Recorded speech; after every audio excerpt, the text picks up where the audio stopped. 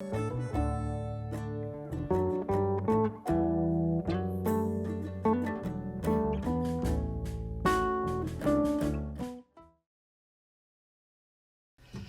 recipe calls for tofu. I'm going to show you how to make some meal prep meals that are super easy and tasty. And even though they're vegan, they're still going to be packed full of protein. So with that said, let's get started.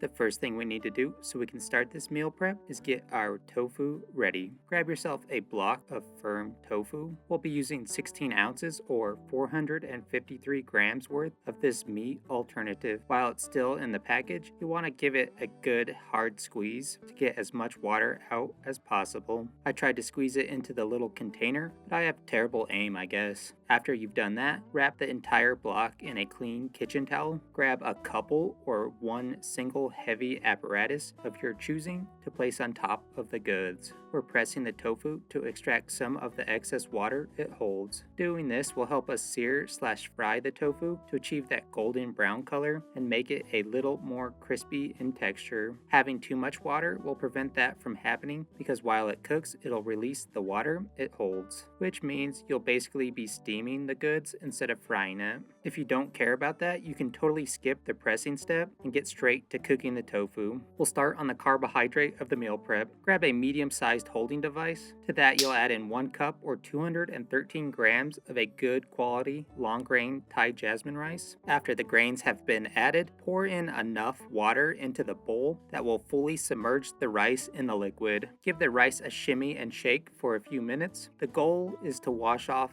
as much excess starch as possible. After a couple of minutes, you'll notice the water has become super cloudy and milky looking. Pour off all the cloudy water. Do your best not to lose any of the delicious grains.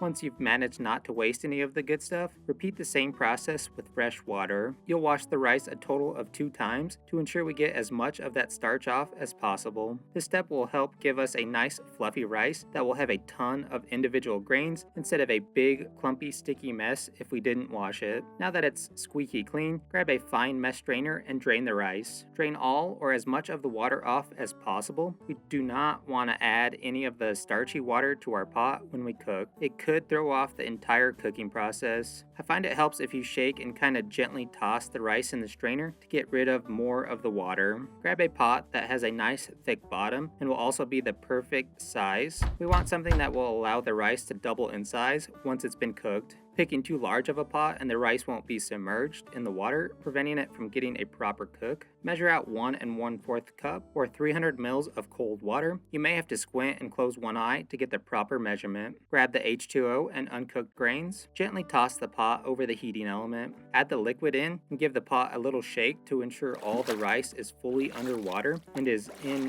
one even layer. Crank the heat up to a medium-high heat. We'll leave it on this ripping high heat until the water hits a simmer, meaning it's barely starting to bubble. Once it has reached this point, throw a lid atop of the pot. You want to use a lid that has a tight, snug fit to it. This will help keep the heat and steam in for that proper cook. After the top is on, turn your heat to a really low temp. Set a timer. We'll cook the rice on this low temp for 15 minutes or until the rice has doubled in size, is fluffy looking, and is tender in texture. While it's cooking, don't mess with the pot and also leave the lid on. Be patient and trust the process and wait for the timer to go off.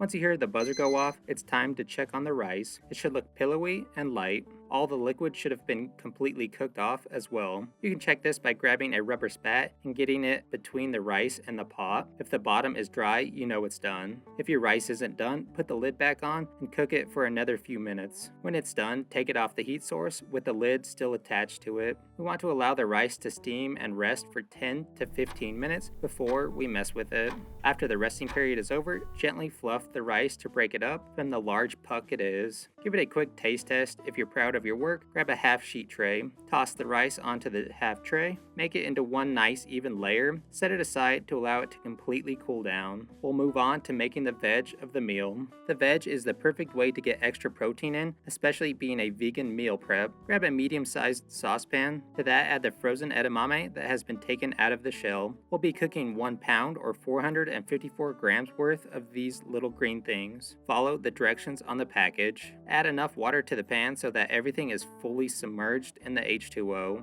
It doesn't tell you to do this, but season the water with a few big pinches of coarse ground kosher salt. Once you've done that, take the pot of goods over to the heating source. Crank the heat up to high. Allow the pot to come up to a boil. When it hits a boil, turn the heat down to a medium heat. We want our pot of goods to be at a light simmer. Set a timer to cook these for 8 to 9 minutes or until they become al dente and tender in texture. Stir the pot occasionally to prevent things from sticking and to get an even cook.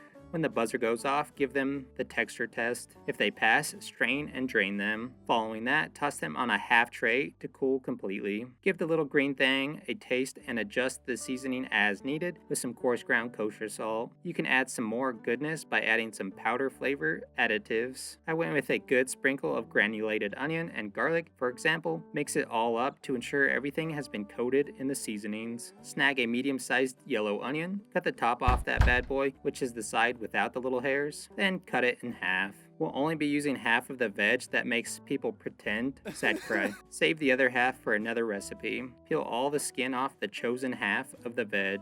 We are going to cut the onion into a small dice. To achieve this, we'll cut about 1/8 inch sections from side to side. When making the sections, get as close as you can to the root of the onion without completely cutting through it. We want the onion to stay together, which will help us cut a small dice. Following that action, give the yellow thing a turn and start cutting the opposite way from the front towards the root, cutting the same small sections as we did before. Power through and try not to cry. I dare you to. 4 medium to large size cloves of garlic. Cut both ends off each clove, then peel all the paper skins off of all of them. We need to mince the garlic into small pieces. You can do this a few ways. This time I decided to cut each clove like I did the onion, making super tiny little sections and then making a single horizontal cut into the middle of the clove. When making these cuts, don't cut all the way through. We need the clove to stay together. After the sections and horizontal cut have been made, cut the cloves from front to back, making super small cuts to end up with little pieces of goodness. To get even smaller pieces, rock your knife back and forth over the garlic like so. This will ensure the garlic is nice and spread throughout all of our tofu in the end. This is a lot of work, so you should probably just use a garlic press. Now it's time to get lost in the sauce. Snag a small holding device they call a bowl. To that we'll add a 1/4 cup or 59 mils of a light soy sauce. Following that, we'll add a 1/4 cup or 59 mils of H2O. Next, add in 3 tablespoons of dark brown sugar. Add the fiery goodness next by adding 2.5 teaspoons of sriracha sauce. Of course, use as much or as little as you enjoy of this stuff.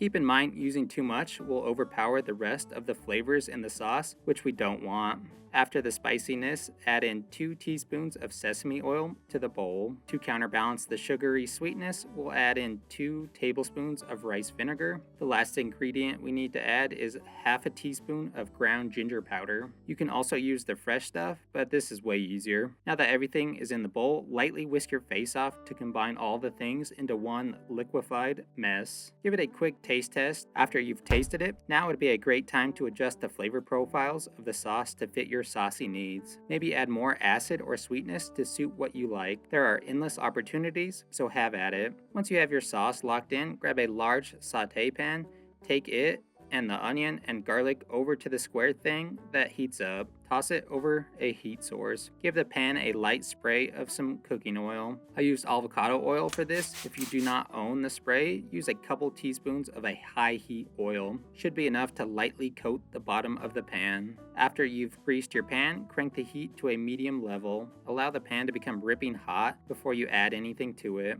To test to see if your pan is hot enough, drop a few pieces of onion in. If it goes crazy and makes the sizzler McSizzle sound, then you know it's ready to go. Add all the diced onion to the pan. Give it a quick mix to coat all the goods in the oil. We need to season as we go, so give it a light sprinkle of coarse ground kosher salt. Give that a mix in. Cook the onion for 7 to 8 minutes or until they become translucent and start to turn a light golden brown color. When you hit this stage, we need to add the minced garlic. Saute everything together for about a minute or until the garlic becomes super fragrant and smell. After the air becomes delicious smelling, clear the pan completely out. You want to ensure you do not leave anything behind. If you do, it'll burn in the next step. Now that our pan is empty, we can add our pressed tofu. I think the best way to make the scramble is by breaking up the block of soy with your little mitts. You can also just add the block to the pan and break it up with a cooking utensil if you wanted to. If you wanted, you can also cube it up, but I really didn't want to make more dishes for myself. After the goods are in the pan, use a spoon to break up any large clumps you may have missed. Season as we go by adding a few good pinches of coarse ground kosher salt.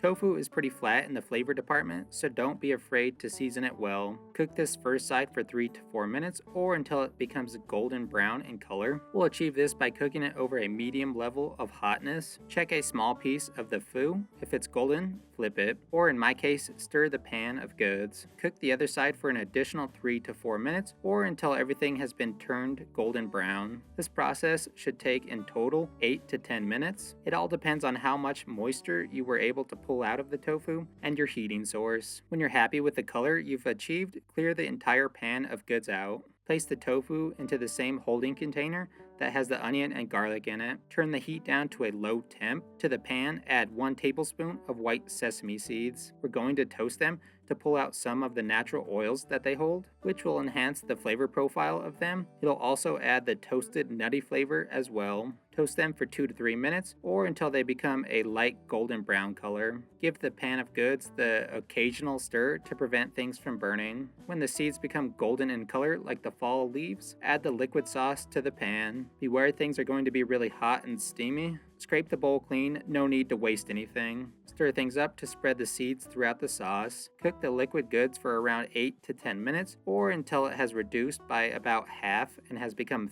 thick in viscosity. You'll want to stir the sauce every so often to prevent things from burning. Cook the sauce over low temp or just hot enough that you can see very lightly bubbling. When you stir the sauce, you should notice that it has reduced a little and is becoming thicker. If it's not thickening up or is reducing too fast, you may need to adjust the heat level up or down depending on your needs. A great way to tell if your sauce has hit the right consistency is if you part the spicy sesame sea of sauce down the middle with a rubber spatula. It should take the sauce a few seconds to come back together. For me, this was a good consistency. You can always reduce it further if you want something really thick. Keep in mind, if you reduce it really far down, the salt will become more concentrated. Give it one last taste and adjust the flavors as needed. Now that you're done playing Goldilocks with the sauciness, add all the tofu, onion, and garlic back to the pan. Mix all the things really well together. We want every little piece to be covered in sauce. Take the pan of goods off the heat source. Toss the cooked tofu onto a half tray to completely cool down. While it's cooling down, we can catch up on washing dishes or finding some containers to put our meals in. Now that everything has chilled and you've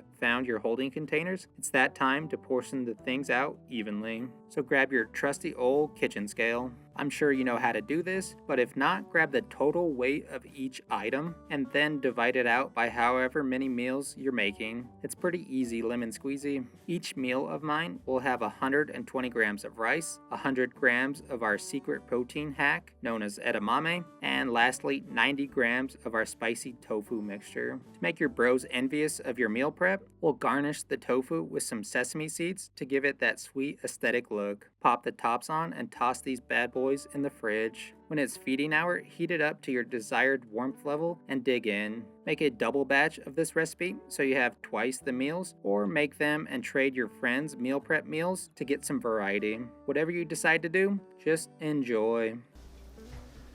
Alright, now that our meal prep meal is done, let's give it the old taste-roo. So it came out looking really appetizing. There's that nice pop of color from our edamame, and our rice looks super fluffy and it looks like it's going to be really soft, and there's a ton of individual grains. It just looks good. And then the sesame seeds on top of our tofu make it look extra bougie and classy looking, and it looks super good as well. Overall, this thing just looks really tasty, so let's give it a shot. But we're gonna first try our edamame. Jasmine rice came out banging. It has that really distinct flavor to it. Adding the salt helps intensify that flavor, which is nice.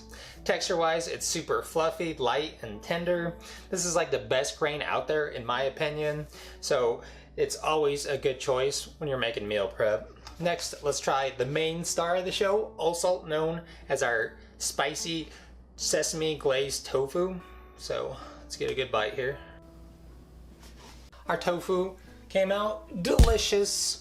We get a good base of flavor from our sauteed onion and garlic, and that little caramelization or that hard sear that we got on our tofu also brings a little flavor to the table. But the real goodness comes from our glaze. You get that soy sauce with that saltiness and the umami. Then you get some sweetness, but to help counterbalance that sweetness is the acid that's in there. And then you get a little faint hint of ginger as well. And of course you get a ton of spiciness, which is really tasty because I like spicy stuff. But the real distinct flavor that's in there is the sesame from our sesame seed oil and our toasted sesame seeds that bring a ton of richness to the table. Texture wise, the tofu is nice and soft and spongy because that's what it is. And then we get a little bit of crunch factor from our sesame seeds, which is kind of nice to counterbalance between the two. Overall, this thing altogether is just really tasty and you can't go wrong with making it. This meal prep meal is really easy to slap together. I didn't keep track on how long it took, but in a short amount of time, you can have a really healthy, protein-packed meal in a matter of minutes. And you can mix and match and do whatever you want to make it suit what you like. Maybe get rid of the edamame and use some broccoli, or crank up the spice level, or turn it down and not make it spicy at all, which is a huge mistake because spicy is good. But anyways, hopefully you enjoyed today's video. Thanks for watching. And I have a ton of dishes to put away, so I'm gonna go do that, and we'll see you on the next one. Yeah. Yeah. Then hitting it has that, it has which is really tasty. Tasty.